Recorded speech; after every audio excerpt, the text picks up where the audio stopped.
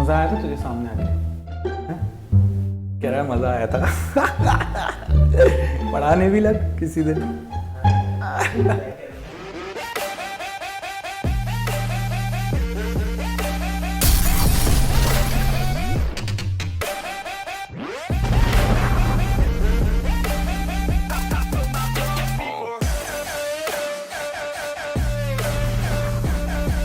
तो भाई last video में हम लोगों ने रदरफोर्ड के बारे में बातें की थी। अब अपन बात करते हैं बोर के बारे में, जो कि बहुत ही इंपॉर्टेंट है फाइनल पेपर के लिए और एटॉमिक फिजिक्स के लिए भी।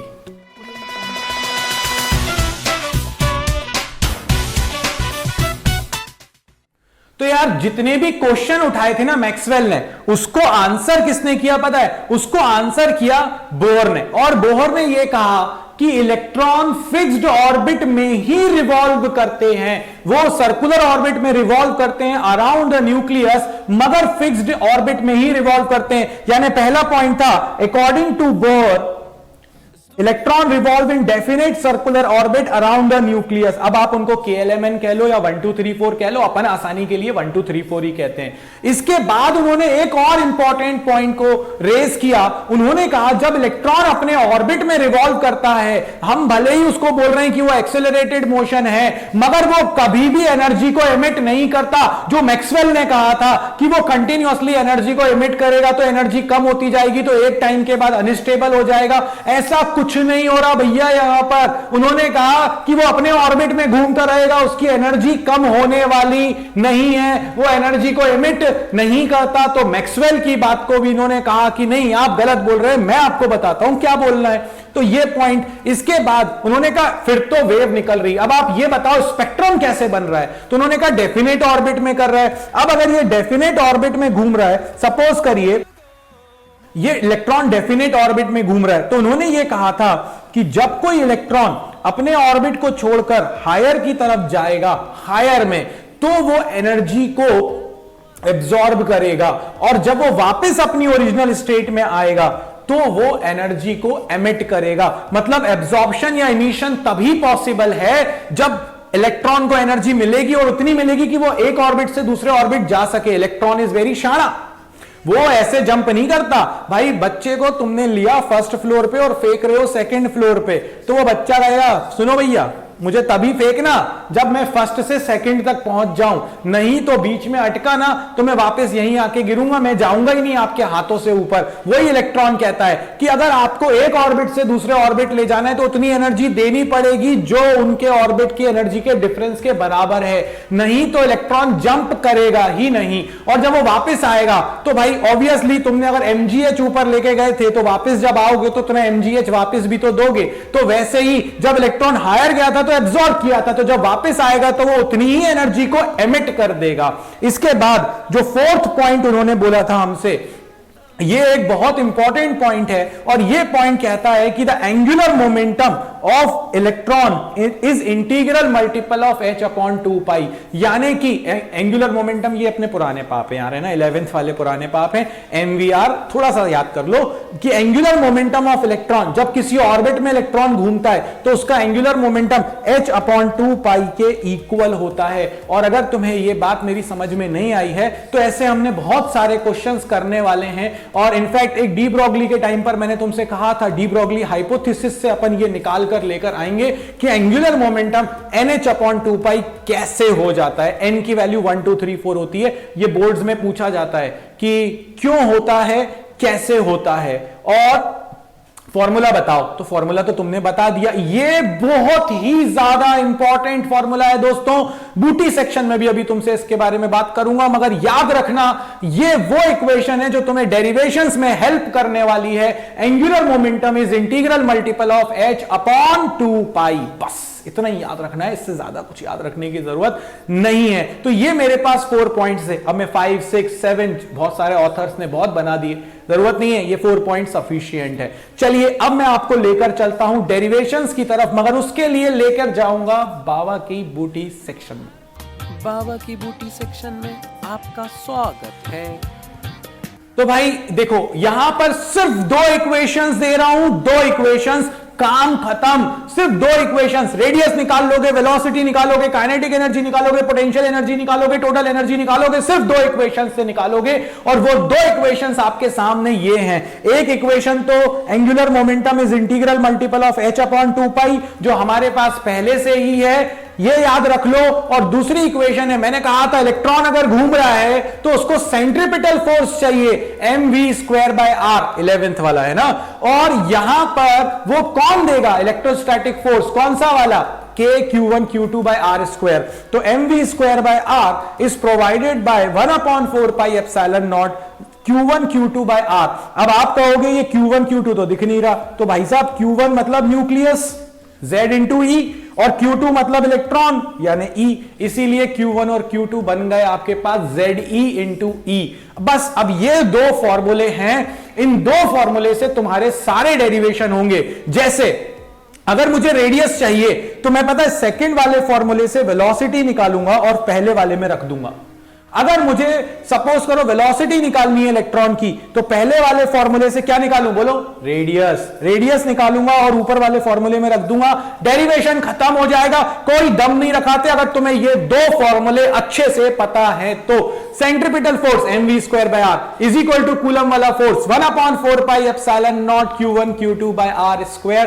बस ये और mvr is equal to nh upon 2π, ये दो फॉर्मूलाज लगा दो, तुम्हारा डेरिवेशन खत्म हो जाएगा। चलिए बढ़ते हैं रेडियस ऑफ ऑर्बिट निकालने की तरफ। अब अगर मुझे रेडियस निकालनी है तो मैंने कहा था ना दो इक्वेशंस, देखो पहली इक्वेशन क्या थी, mvr is equal to nh upon 2π।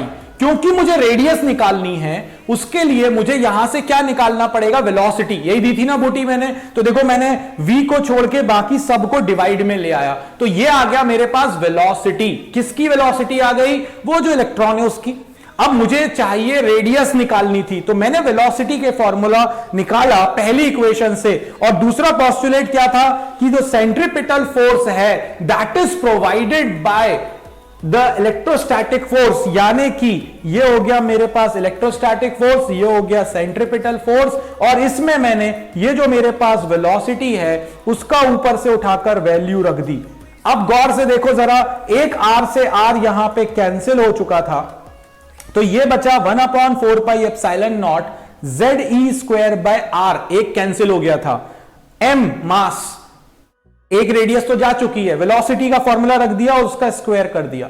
और जैसे ही वेलोसिटी का फॉर्मूला रख के मैंने उसका स्क्वायर किया, ये मेरे पास ओपन करने पे टर्म्स आएगा, ये तो पूरा वैसा ही है, m n² h², 2 का स्क्वायर हो गया 4, पाई का स्क्वायर π², मास का स्क्वायर m², r का स्क्वायर r²।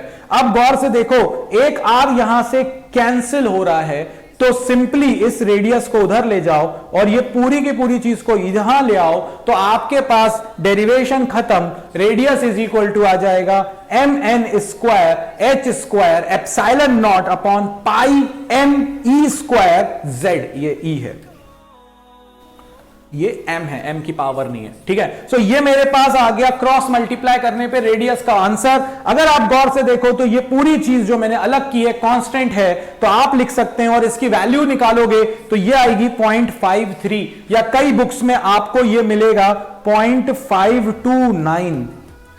तो टेंशन मत लेना, अपन उसको 0.53 से चला लेंगे काम, है ना। सो 0.53 n²/z, n²/z क्यों कांस्टेंट नहीं है, क्योंकि ऑर्बिट अलग अलग हो सकता है, z भी अलग अलग हो सकता है। तो ये आ गई आपके पास रेडियस का formula in terms of n h ε0 z n।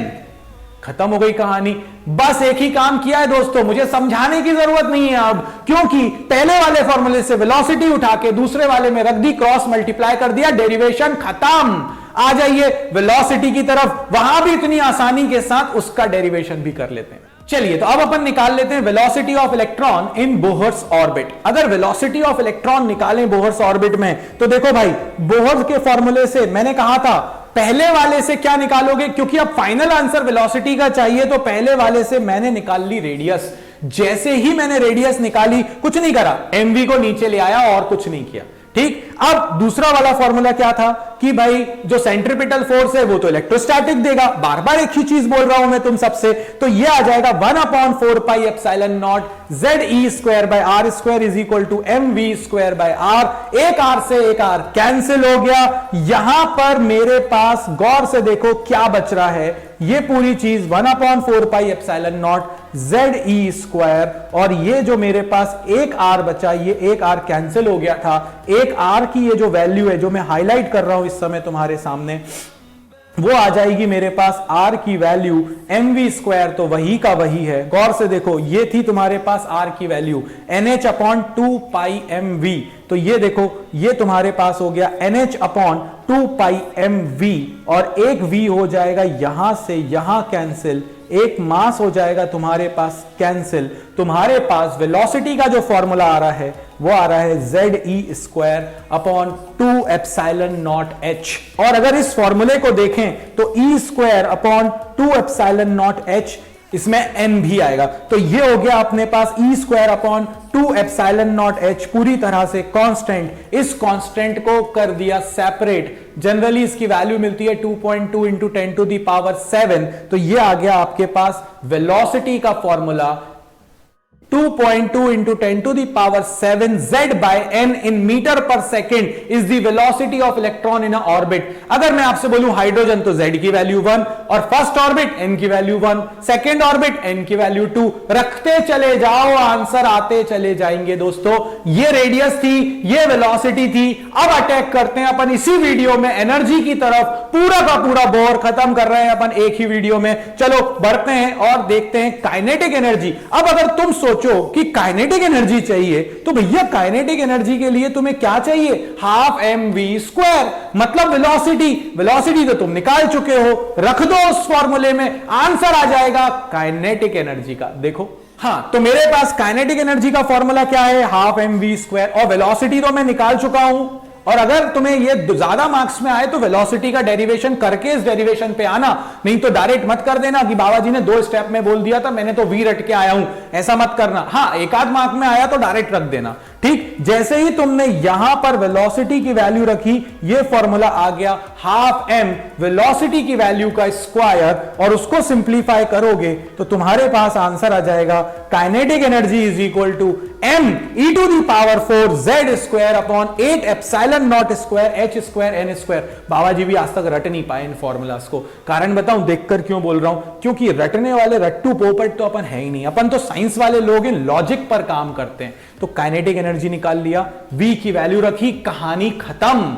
अब क्या चाहिए बाबा जी, पोटेंशियल एनर्जी चाहिए। पोटेंशियल एनर्जी का फॉर्मूला क्या होता है, 1/4 pi epsilon naught q1 q2 by r। R मतलब रेडियस, रेडियस का फॉर्मूला रख दो, डेरिवेशन खत्म पोटेंशियल एनर्जी का। चलिए बढ़ते हैं उसमें भी।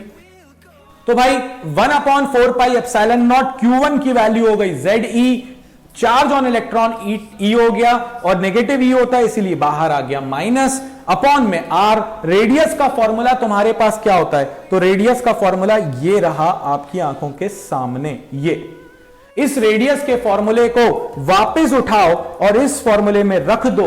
जैसे ही तुम रेडियस के फॉर्मूले को रखोगे, बाकी सारी चीजें ZE square constant, 1/4 pi epsilon not constant, radius का फॉर्मूला रखा, और जैसे ही तुमने रेडियस रख दिया, देखो गौर से, ये रेडियस की वैल्यू है, जैसे ही रेडियस की वैल्यू रखी तो ये चीजें सारी ऊपर चली जाएंगी, और सॉल्व करने पे ये आ गया आपके पास फॉर्मूला ऑफ पोटेंशियल एनर्जी, यानी कितना, z square e to the power 4 m upon 4 pi 4 epsilon naught square h square n square. ये फॉर्मूला आ गया आपके पास पोटेंशियल एनर्जी का, बट याद रखना नेगेटिव साइन के साथ। अगर अब तुम्हें चाहिए टोटल एनर्जी, क्या करोगे, बोलो यार, बाबा जी को बोलने की जरूरत नहीं है, बड़े जरूरत है क्या, बताओ। अब तो तुम सीख चुके हो, है ना, गैंग के मेंबर्स हो, तो यार पोटेंशियल निकाल चुके हो, काइनेटिक निकाल चुके हो, ये दोस्ती हम नहीं तोड़ेंगे।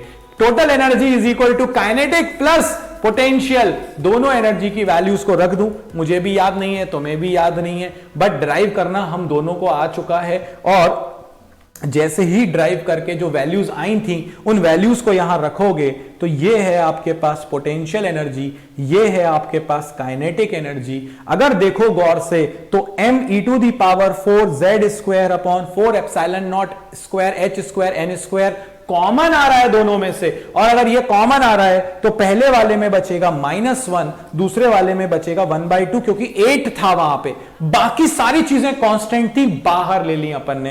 तो आंसर आ जाएगा आपके पास total energy is equal to m⁴ z²/8ε0²h²n²। और अगर गौर से देखो z और n के अलावा सब कांस्टेंट है, रख दो इनकी वैल्यू तो ये आ जाएगा 13.6 इलेक्ट्रॉन वोल्ट इंटू z²/n²। ये आ गया आपके पास एनर्जी का फॉर्मूला। अगर हाइड्रोजन है और फर्स्ट ऑर्बिट है तो n की वैल्यू भी 1, z की वैल्यू भी 1, -13.6 इलेक्ट्रॉन वोल्ट। अगर मैं बोलूं सेकंड ऑर्बिट तो n की वैल्यू 2 रख दो, थर्ड ऑर्बिट n की वैल्यू 3 रख दो। हाइड्रोजन स्पेक्ट्रम में मैं इसका यूज करूंगा और डिटेल में और बात करूंगा एनर्जी के फॉर्मूले पर, बट अभी अगर तुम्हें एक ऑब्जर्वेशन दूं तो तुम तीनों फॉर्मूलाज को गौर से देखो। तीनों फॉर्मूलाज में ये वाली चीज जो है, जो मैं अब लिख रहा हूं, m⁴ z²/ε0²h²n², ये टोटल एनर्जी में भी आता है, काइनेटिक में भी आता है, पोटेंशियल में भी आता है। बट अगर आप देखो काइनेटिक एनर्जी में आता है 8, पोटेंशियल एनर्जी में आता है 4 और टोटल एनर्जी में आता है 8 नीचे डिवाइड में। इसका मतलब है कि टोटल एनर्जी और काइनेटिक एनर्जी का मैग्नीट्यूड सेम है। भाई उनका साइन अलग अलग है, नेगेटिव है एनर्जी, नेगेटिव क्यों है? क्योंकि अट्रैक्ट कर रहा है, मगर मैग्नीट्यूड सेम है। और ये जो दोनों एनर्जीज हैं, ये पोटेंशियल एनर्जी, क्योंकि इसमें तो नीचे 4 आ रहा है पोटेंशियल एनर्जी में, उसको हाफ कर दोगे तो 8 बनेगा ना, 1/2 का मल्टीप्लाई। इसीलिए ये याद रख लो कि टोटल एनर्जी का मैग्नीट्यूड पोटेंशियल के, टोटल एनर्जी का मैग्नीट्यूड काइनेटिक के इक्वल होता है और पोटेंशियल एनर्जी के हाफ होता है। भैया इस पे न्यूमेरिकल आए हैं, किसी ने बोला अगर पोटेंशियल एनर्जी एक ऑर्बिट की 13.6 इलेक्ट्रॉन वोल्ट है तो काइनेटिक एनर्जी कितनी होगी, उसका हाफ कर दो, पोटेंशियल का हाफ काइनेटिक। अगर मैंने आपसे कहा टोटल एनर्जी -13.6 है, काइनेटिक एनर्जी कितनी होगी, +13.6 इलेक्ट्रॉन वोल्ट। पोटेंशियल एनर्जी कितनी होगी 13.6 इंटू 2 -27.2 इलेक्ट्रॉन वोल्ट। ये बहुत काम का कंक्लूजन था। सिर्फ 2 फॉर्मूले दिए हैं भाई साहब, mvr = nh/2π और mv²/r = 1/4πε0 q1 q2/r²।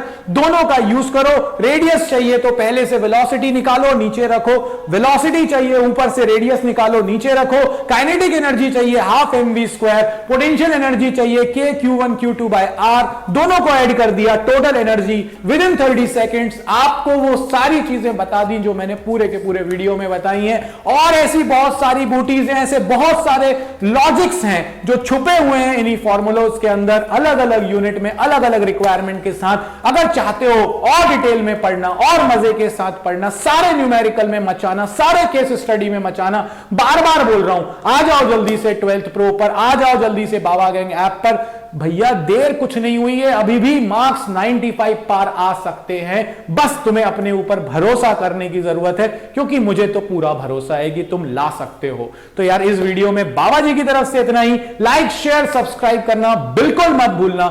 हमारा इंस्टा का हैंडल है बाबा का गैंग। व्हाट्सएप पर स्टेटस डालते रहो, फेसबुक पर भी काम चलाते रहो, बढ़ते रहो, पढ़ते रहो, मचाते रहो। इस वीडियो में इतना ही बाबा जी की तरफ से।